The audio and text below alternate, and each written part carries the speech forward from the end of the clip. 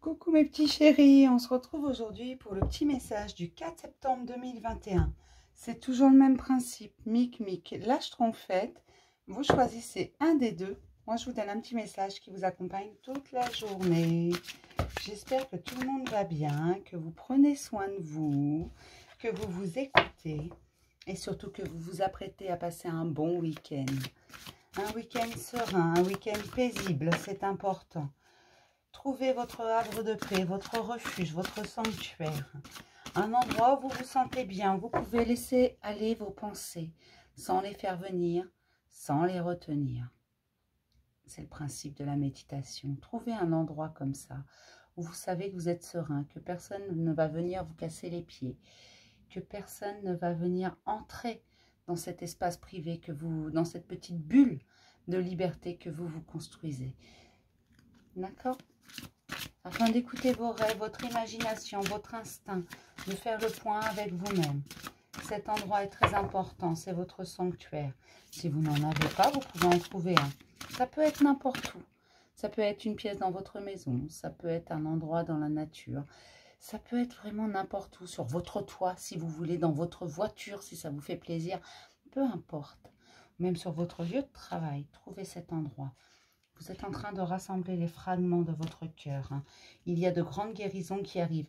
Alors, les blessures du cœur, elles ne sont pas forcément sentimentales. D'ailleurs, souvent on finit par avoir des blessures sentimentales, bien entendu, parce qu'on a des expériences, parce que voilà, on a une vie quand même, on avance. Mais à la base, nos premières blessures du cœur, nos premières blessures émotionnelles, elles ne sont pas sentimentales. Souvent, elles nous viennent de notre enfance, parce que vous savez, il ne faut pas grand-chose pour réveiller la blessure d'abandon chez un enfant, ou la blessure de rejet, ou la blessure d'injustice. Vous voyez, toutes ces blessures-là, en fait, il ne faut pas grand-chose. Et souvent, on les a enfants.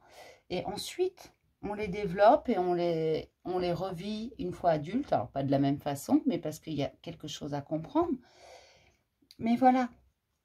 Donc, ne pensez pas systématiquement, quand je dis le mot cœur, que c'est sentimental, s'il vous plaît. D'abord parce que ceux qui me connaissent le savent, je parle rarement de sentimental par rapport à tout le reste. D'accord? Moi, ce qui m'intéresse, c'est vous. C'est pas les autres, c'est pas la personne du cœur, c'est pas tout ça.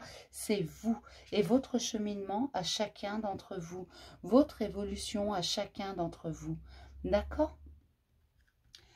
Donc, je refais juste le point parce que beaucoup, dès la mesure que je dis cœur, sentiment, émotion, amour, c'est forcément sentimental. Non. D'accord? Non.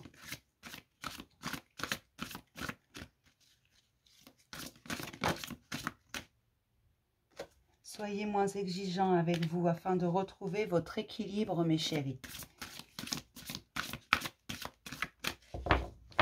Allez, on y va. On vous parle de l'absence. Peut-être subissez-vous l'absence de quelqu'un ou peut-être vous êtes absent, tout simplement. Vous donnez de votre absence aux autres. Vous vous isolez. Les autres commencent à se rendre compte que lorsque vous n'êtes plus là, lorsque vous ne faites plus ce que vous faisiez avant, en fait, il leur manque un truc. Ils se rendent compte de l'importance de ce que vous leur donniez. Ou peut-être que vous subissez l'absence de quelqu'un. Et vous vous rendez compte de l'importance qu'avait cette personne dans votre vie. Une fois encore, c'est pas sentimental. Ça peut l'être. Mais principalement, c'est pas sentimental. D'accord ?